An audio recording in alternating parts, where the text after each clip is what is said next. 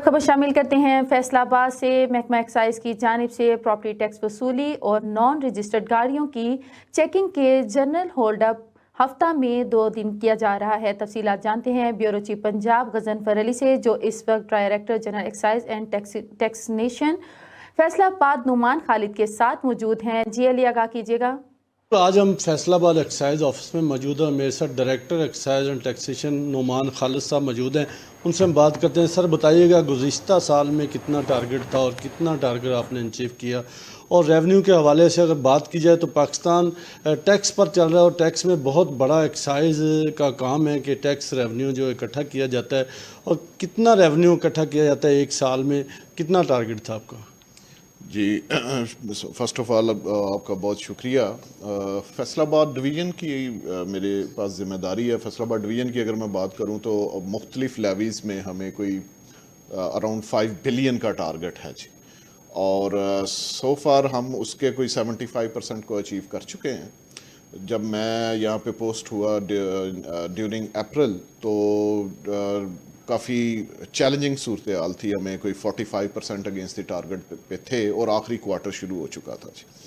फिर तब से कोई दिन रात मेहनत कर रहे हैं और एक कंसिडरेबल ग्रोथ उसमें देने में कामयाब हो गए हैं।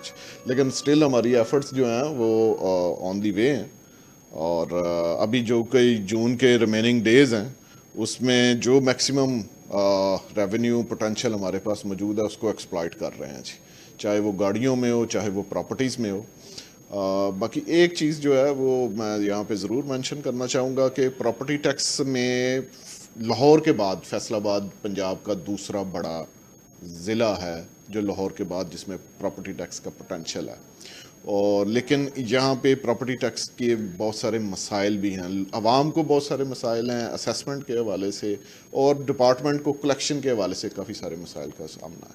उन चैलेंजेस को डे बाय डे फेस करना पड़ रहा है, और इसमें मेरी यही कोशिश रही है कि जो असेसमेंट की क्वालिटी है वो उसको बेहतर किया जाए जी, ताकि आवाम के जो असेसीज़ हैं, हमारे टैक्स गुजार हैं, उनके मसाइल को भी एड्रेस किया जाए और गवर्नमेंट के रेवेन्यू में भी इजाफा किया जाए। तो इस ज़िम्मन में ये है कि हम डेली बेसिस पे रोड चेकिंग कर रहे हैं। जून से पहले हमारा हफ्ते में एक दिन जनरल होल्ड अप होता था जिसमें हम पूरे डिवीज़न के जितने भी अजला थे वहाँ की टीमें जो हैं वो रोडों पे निकल के रोड चेकिंग करती थी। अब हमने उसकी 2 दिन में कर दिया है कि 2 दिन हम जनरल होल्ड अप कर रहे हैं, बुध और सैटरडे को कर रहे हैं। एक बुध को हम फिक्स कर रहे हैं और फिर बाकी दूसरा अल्टरनेटिव डेज पे हम उसको कैरी आउट कर रहे हैं जी।